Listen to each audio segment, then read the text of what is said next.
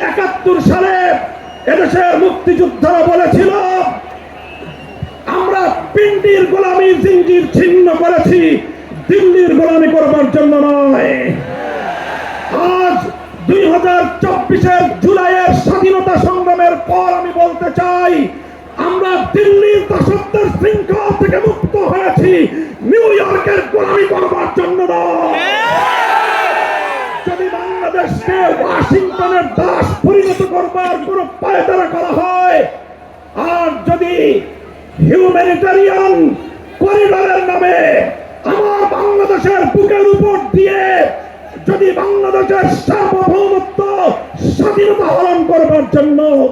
আমার স্বাধীন জনপদের 1 ইঞ্চি মাটি কেড়ে নেওয়ার জন্য যদি এই অপতৎপরতা চালানো হয়,